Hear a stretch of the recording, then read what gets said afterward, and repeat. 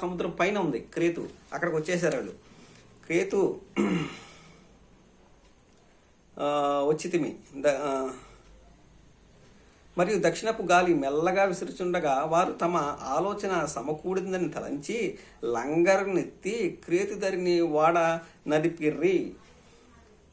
కొంచెపు సేపు అయిన తరువాత పౌలు గారు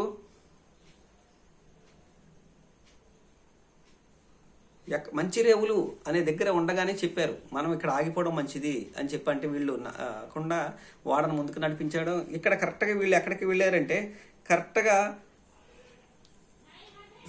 ఫినిక్స్ నుంచి క్రేతు రేవు.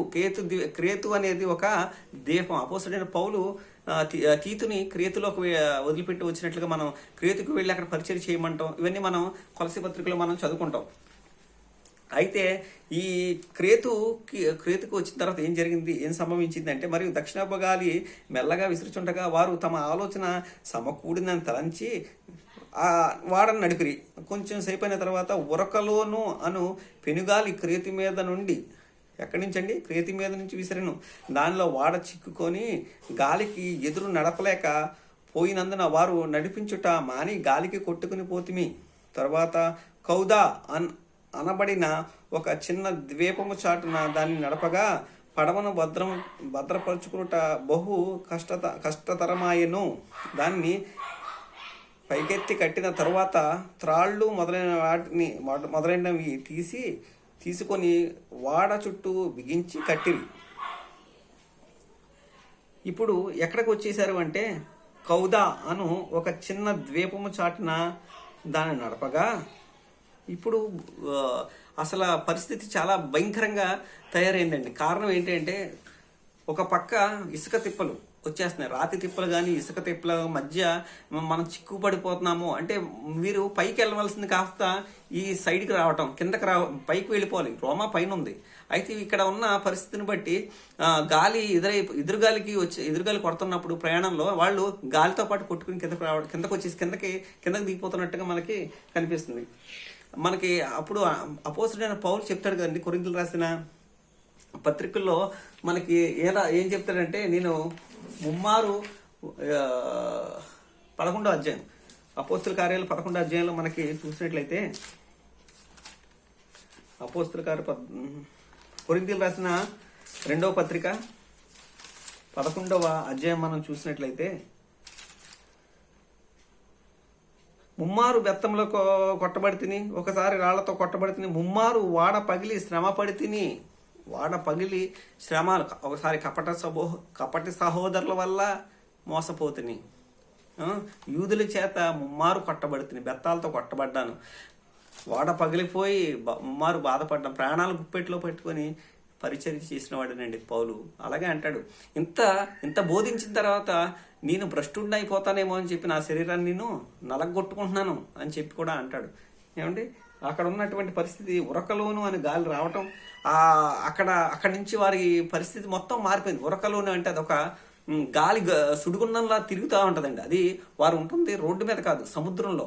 ఆ సముద్రంలో ఉన్నప్పుడు ఆ సముద్రంలో చిక్కుకుంటే అక్కడ ఒక సముద్రంలో రంధ్రం ఏర్పడిపోయి ఆ రంధ్రంలోంచి సముద్రం అట్టడికి ఆ నౌక అనేది వెళ్ళిపోతుందండి. అంత భయంకరమైన పరిస్థితి అక్కడ ఉన్నది. వాళ్ళు ఉంటున్న సముద్రంలో కిందకి అడుగు భాగానికి వెళ్ళిపోవాల్సిన పరిస్థితి.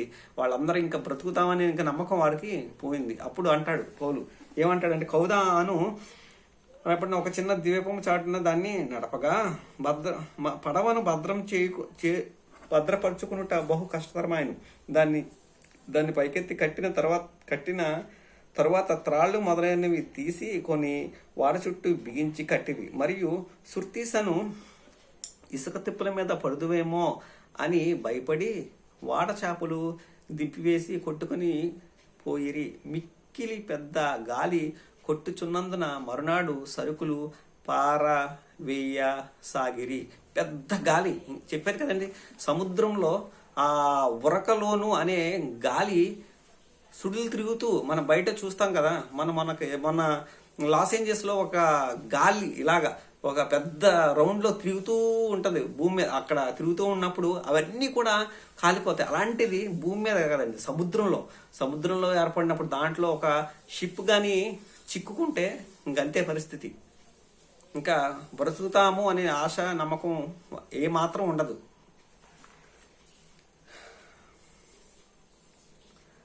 మరునాడు సరుకులను పారవేసాగిరి, అంటే వాడను చులకన చేస్తున్నారు, బరువుగా అయిపోయి మునిగిపోద్దేమో అని చెప్పి సరుకులన్నీ కూడా పారవేసాగిరి. 3వ దినమందు తమ చేతుల వాడ సామాగ్రిని పారవేసిరి. కొన్ని దినములు సూర్యుడైనను నక్షత్రములైనను కనబడక పెద్ద గాలి మా మీద కొట్టినందున ప్రాణములతో తప్పించుకుందుమను ఆశ బొత్తిగా పోయిను. ఇంక మా పని అయిపోయింది.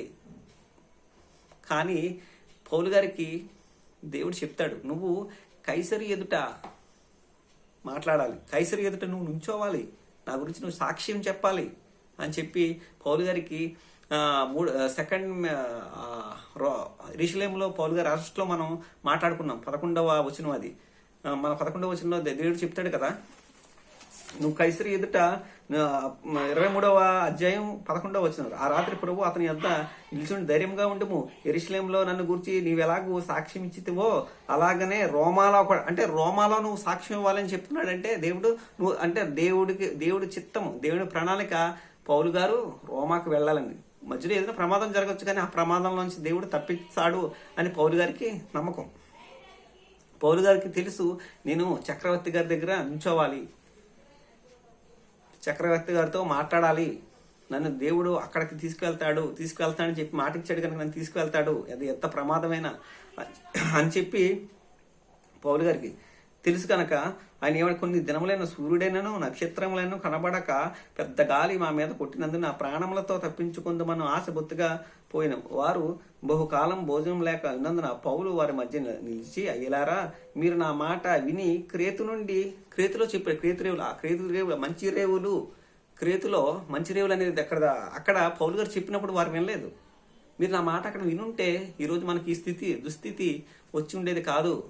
అయినా ఎప్పుడైనా పర్లేదు, దేవుడు నాకు, నేను ఎవరి వాడినో, నేను ఎవరిని సేవిస్తున్నానో ఆ ప్రభు నాకు చెప్పాడు, ఈ వాళ్ళ ఉన్న వారందరినీ పౌలు నీకు అనుగ్రహిస్తున్నా, నువ్వు భయపడక్కర్లేదు అని చెప్పి నాకు ప్రభు నాకు చెప్పారు అని చెప్పి ఇక్కడ చెప్తున్నట్టుగా మనకి కనిపిస్తుంది. ఇదే మాటలు మనం చూద్దాం. అయ్యలారా మీరు నా మాట విని క్రేతు నుండి బయలుదేరకే ఉండవలసింది, అప్పుడు ఈ హానియు నష్టమును కలగకపోవును. ఇప్పుడైనాను ధైర్యం తెచ్చుకున్నాడని మిమ్మను వేడుకొనిచున్నాను. ఓడకే గాని మీలో ఎవని ప్రాణమునకును హాని కలగదు. నేను ఎవడి వాడినో, ఎవరిని సేవించుచున్నానో ఆ దేవుని దూత గడిచిన రాత్రి నా యొద్ద నిలిచి, పౌలా భయపడకము, నీవు కైసరి ఎదుట నిలవవలసి ఉన్నది. ఇదిగో నీతో కూడా ఓడలో ప్రయాణమై పోచున్న వారందరినీ దేవుడు నీకు అనుగ్రహించి ఉన్నాడని నాతో చెప్పిన. కాబట్టి అయ్యలారా ధైర్యం తెచ్చుకుని నాతో దూత చెప్పిన ప్రకారము జరుగునని నేను దేవుని నమ్ముచున్నాను. పౌలు దేవుణ్ణి నమ్మితే మనం దేన్ని నమ్ముతున్నాం? దూత వచ్చి పౌలుకి చెప్తున్నాడు, నువ్వు రోమాకు వెళ్తావు అని చెప్పి పౌలుకి దేవదూత వచ్చి చెప్తున్నప్పుడు పౌలు నమ్మాడు దేవుణ్ణి. ఇక్కడ దేవదూత ఎవరు భూమి మీద అంటే ఆయన పరిచారకుడే దేవదూత. అక్కడ పరలోకం నుంచి వచ్చిన దేవదూత పౌలుకి చెప్తే, ఇక్కడ దూత అనగా ఇక్కడ ఈ భూమి మీద మనకు దూత లేదా ఆయన పక్షాన వచ్చే దూత ఎవరంటే పాస్టర్ గారేనండి, ఒక సేవకుడేనండి.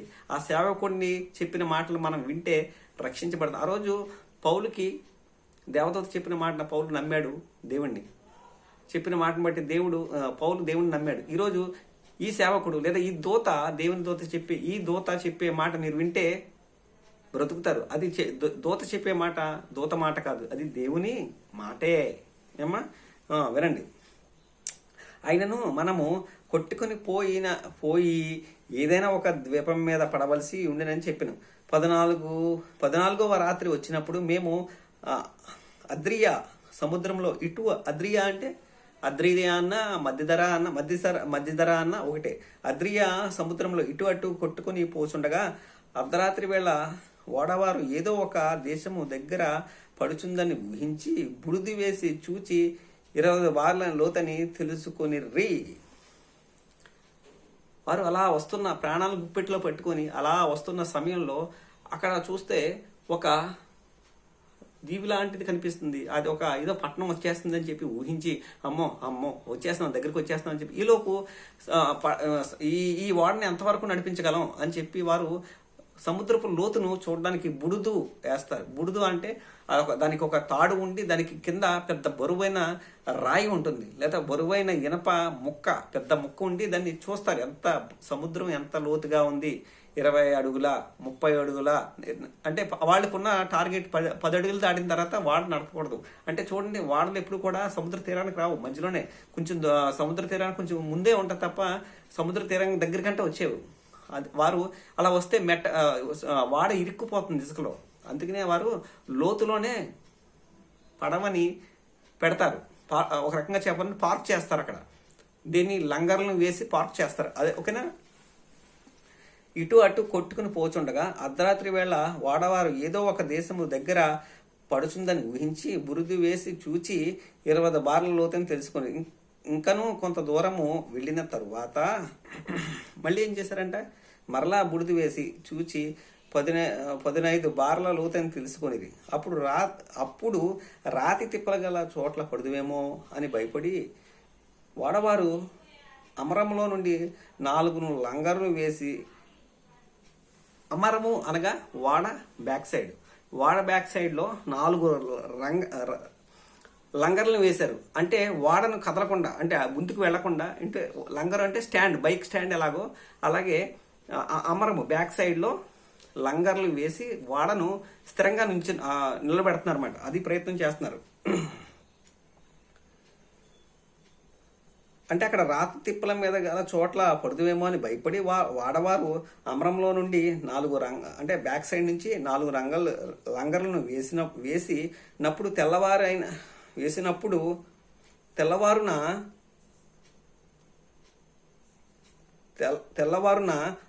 అని ఎప్పుడు తెల్లవారున అని కాచుకొని ఉండేది. అయితే వాడ విడిచి పారిపోవాలని చూచి తాము అవినిలో నుండి, అవిని అంటే వాడ ముందు భాగం, అవినిలో నుండి లంగర్లను వేయబోయినట్లుగా సముద్రంలో పడవ దింపివేసిరి. అంటే ఒక పెద్ద షిప్లో మళ్ళీ చిన్న చిన్న షిప్స్ ఉంటాయండి. కారణం చిన్న చిన్న బోట్ల టైప్ ఉంటాయి. ఎందుకంటే ఏదైనా ఒక షిప్ ప్రమాదంలో పడినప్పుడు ఆ పెద్ద షిప్లోనే మరి చిన్న చిన్న షిప్లు పడవలు లాంటివి ఉంటాయి. ఎందుకంటే ఇది ప్రమాదానికి గురైనప్పుడు అవి కిందకి దించి ఆ చిన్న బోట్లు కిందకి దింపి ఆ టైం తప్పించుకొని తీరానికి వచ్చేయడానికి వాళ్ళు ఆ రోజే కాదండి, ఈ రోజుల్లో కూడా ఏదైనా ఒక పెద్ద షిప్లో ప్రయాణం చేస్తున్న వారికి అది చూడొచ్చు. మనం కొన్ని షిప్స్లో చూస్తాం. ఈరోజు ఉన్నటువంటి షిప్లో కూడా పెద్ద షిప్స్లో మళ్ళీ చిన్న చిన్న బోట్స్, చిన్నవి వారికి ఉంటాయి. కారణం ఏంటంటే ఎప్పుడైతే షిప్ ప్రమాదానికి గురవుతుందో వీటి మీద తప్పించుకొని పారిపోవడానికి వారు వాటిని ఏం చేశారంట. అయితే వాడవారు వాడిని విడిచి పారిపోవాలని చూసి తాము అనివిలో నుండి లంగర్లు వెయ్యబోయినట్లుగా సముద్రంలో పడవ దింపి వేసిరి. అందుకు పౌలు వీరు వాడలో ఉంటేనే గాని మీరు తప్పించుకొనలేరని శతాధిపతితోనూ సైనికులతోనూ చెప్పిన. వెంటనే సైనికులు వాడత్రాలను కోసి దాన్ని కొట్టుకొని పోనిచ్చిరి. ఎప్పుడైతే పడవ దించారు కదండి, తప్పించుకొని వెళ్ళిపోదామని చెప్పి ఇంకొక పడవని దింపారు కదా, ఆ పడవ తాళ్ళు కోసేస్తే అదేమో కొట్టుకుని ఆ బోట్ కొట్టుకుని పోయింది. ఓకేనా. ఏంటి, మీరు పడవలో ఈ షిప్లో ఉంటేనే, దేవుడు చెప్పినట్టుగానే మనం చేస్తేనే మనం రక్షించబడతాం, బ్రతుకుతాం. దేవుడు ఏమన్నాడు, ఈ షిప్లో ఉంటేనే.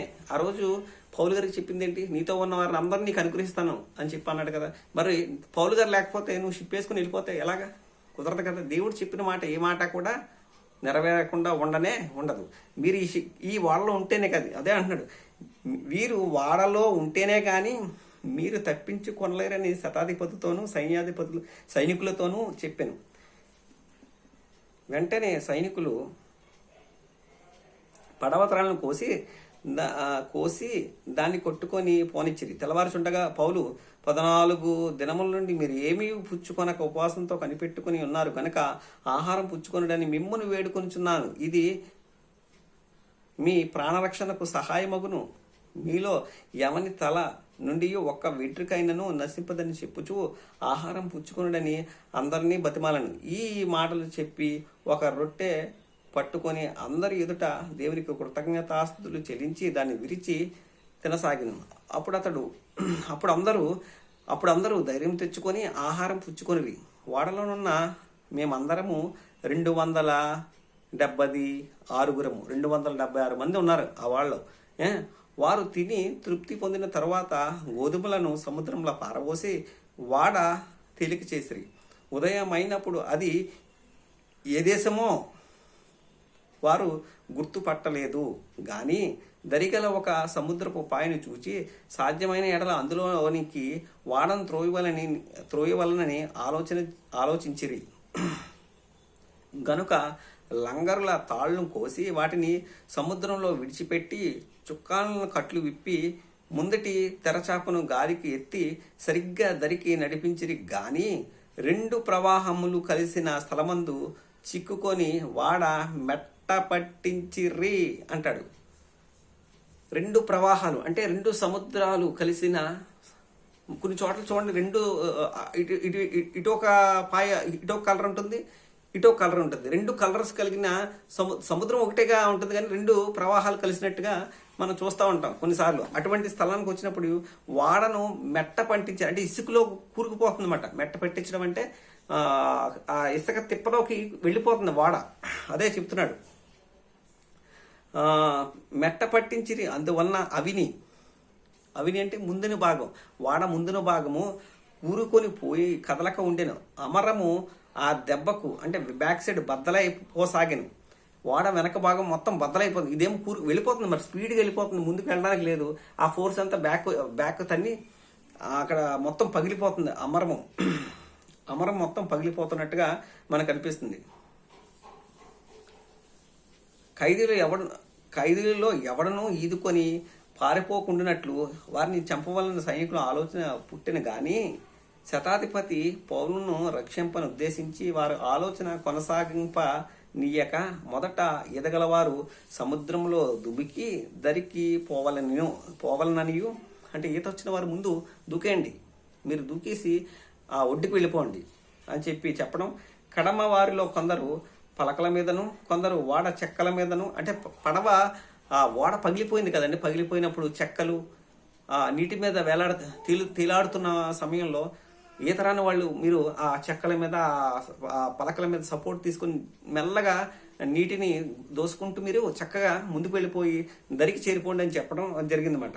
కడమ వారిలో కొందరు పలకల మీదను కొందరు ఓడ చెక్కల మీదను పోవాలని ఆజ్ఞాపించారు. ఇలాగ అందరూ తప్పించుకొని దరి చేరి అందరూ ఈలోపు దరికి వచ్చేసారు. మేము 28వ అధ్యాయానికి వచ్చేసామండి. ఇప్పుడు ఏమంటాడంటే, మేము తప్పించుకుని తర్వాత ఆ ద్వీపము మిలెతే అని తెలుసుకొంటిమి. అనాగరికులకు ఆ ద్వీపవాసులు మాకు చేసిన ఉపచారము మింత అంతా కాదు. ఎలాగనగా అప్పుడు వర్షము కురియుచు చలిగా ఉన్నందున వారు నిప్పు రాజబెట్టి మమ్మను అందరినీ చేర్చుకొని అప్పుడు పౌలు ఇప్పుడు చూడాలి మీరు, వాళ్ళు ఎవరంటే నాగరికులు కాదు, అనాగరికులు. మనము నవనాగరికతలము. వాళ్ళకి ఏంటంటే వాళ్ళకని ఆ నాగరికులకి ఉన్న ఒక స్పెషాలిటీ ఏంటి మనం చూసినట్లయితే ఉపచారం చేసేవారుగా ఉన్నారండి. వారు ఎవరో తెలియదు, వారు వాళ్ళు ఏ పట్టణస్థులో తెలియదు, ఏ దేశస్థులో తెలియదు, కానీ అనాగరికులు అయినప్పటికీ వీరు ఎటువంటి వారు అని తెలియకపోయినప్పటికీ ఉపచారం చేశారంటండి. అంటే ఆతిథ్యం ఇచ్చారు. మనము ఎవరైనా వస్తే మనం పాస్టర్ గారికే మనం పట్టించుకోం, పాస్టర్ గారు వస్తేనే అతిథి మర్యాద చెయ్యం. కొంతమంది ఉన్నారు, అందరి గురించి అంటలేదు, కొంతమంది ఆ విధంగా ప్రవర్తిస్తూ ఉంటారు. అందరి గురించి అంటలేదు కానీ కొంతమందిని గురించే నేను అలా చెప్పవలసి వచ్చింది. ఓకే, అనాగరికులుగా ద్వీపవాసులు మాకు చేసిన ఉపచారం ఇంత అంతా కాదు. ఎలానగా అప్పుడు వర్షం కురిచు చలిగా ఉన్నందున వారు నిప్పు రాజబెట్టి మమ్మల్ని అందరినీ చేర్చుకొనిరి. అప్పుడు పౌలు మోపెడు పుల్లలేరి నిప్పుల మీద వేయగా ఒక సర్పము కాకకు బయటికి వచ్చి అతని చెయ్యి పట్టెను. పౌలు గారికి ఉన్న గొప్ప లక్షణం అంటే ఏంటి అంటే, ఆయన ఎక్కడున్నప్పటికీ కష్టపడే వ్యక్తిత్వం అండి. అందరూ ఉన్నారు కదా అక్కడ, ఆ దీపవాసులు ఉన్నారు, వారి దగ్గర ఎక్కడ ఉంటుంది, ఏముంటాయో వాళ్ళకి తెలియదా? కానీ పౌలు అలా కదా, కష్టపడే తత్వం కలిగిన వాడండి. అక్కడ ద్వీపానికి, ఆ దీవికి, మిలేతే అనే దీవికి వచ్చినప్పుడు అక్కడ మంట వెలుగుతుంది. ఆయన చక్కగా ఒక పక్కన నుంచి చలి కాసుకోవచ్చు, కానీ అందరి కోసం ఆలోచించేవాడేనండి, అందరినీ ప్రేమించేవాడండి, పరిచారకుడుగా ఉండేవాడు, సేవకుడండి, పనివాడుగా ఉంటాడండి. ఇదిగో ఆ ఇన్ని లక్షణాలు ఈయనలో కనిపిస్తున్నాయి. మోపుడు పుల్లలు ఏరి ఆ నిప్పులలో ఏం జరిగిందంట, నిప్పుల మీద వేయగా ఒక సర్పము కాకకు బయటికి వచ్చి అతని చెయ్యి పట్టెను. ఆ దీపవాసులు ఆ జంతువు అతని చేతిని వేలాడుట చూసినప్పుడు, నిశ్చయముగా ఈ మనుషుడు నరహంతకుడు, ఇతడు సముద్రం నుండి తప్పించుకునేను, న్యాయమతనని బతకనియదని తమలో తాము చెప్పుకొని, అతడైతే ఆ విష జంతువును అగ్నిలో జాడించి వేసి ఏ హానియూ పొందలేదు. వారు అతని శరీరము వాచునో లేక అతడు ఆకస్మికంగా పడి చచ్చునో అని కనిపెట్టుచుండి, చాలాసేపు కనిపెట్టుచుండిన తర్వాత అతనికి ఏ హానియు కలుగుండుట చూచి ఆ అభిప్రాయము మాని ఇతడు ఒక దేవుడు, ఒక దేవత అని చెప్పసాగిరి. అంతకు ముందేమో నరహంతకుడు అనుకున్నారు, కానీ అక్కడ హాని ఏమీ జరగనప్పుడు అమ్మో ఈయన ఒక దేవుడు, ఈయన ఒక దేవత అని చెప్పి వారు భావించుకున్నారంటండి. అలాగే ఉంటారు మనుషుల యొక్క మనస్తత్వం లేదా మనుషుల యొక్క స్వభావం, ఇంతే కదండి. ఊహించుకోవడంలో నెంబర్ 1, యథార్థాలను గ్రహించడంలో ఎప్పుడూ వెనకే ఉంటారండి. నరహంతకుడు అంటున్నాడు, పౌలు గారిని నరహంతకుడు అంటున్నాడు వాళ్ళందరూ అనుకున్నారు. కారణం ఏంటి అంటే అక్కడ జరిగిన సిచ్యువేషన్ బట్టి. ఎప్పుడైతే ఆయనకి ఏమీ అవలేదో ఈయన దేవత అంటున్నారు, అయిపోయింది. పొప్లి అని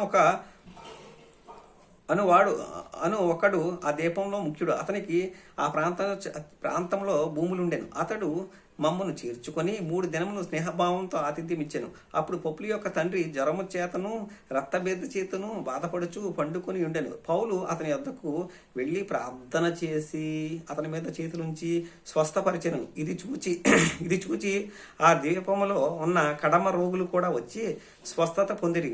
మరియు వారు అనేక సత్కార్యములతో మమ్మను మర్యాద చేసి మేము వాడ ఎక్కి వెళ్ళినప్పుడు మాకు కావలసిన వస్తువులను తెచ్చి వాడలో ఉంచిరి. 3 నెలలైన తర్వాత ఆ దీప మందు శీతాకాలం అంతయు గడిపి అశ్విని చిహ్నం గల అలెక్సాంద్రియ పట్టణపు వాడనెక్కి బయలుదేరి సురకసైకి వచ్చి అక్కడ 3 దినములుంటిమి అంటాడు. పౌలు గారు మొదటగా ఎక్కడి నుంచి ఆయన ప్రయాణం చూసినట్లయితే, మొదటగా కైసరియా, మొదటగా ఎరుషలేము నుంచి అంతిపత్రి నుంచి కైసరియా నుంచి ఎక్కడికి వస్తారంటే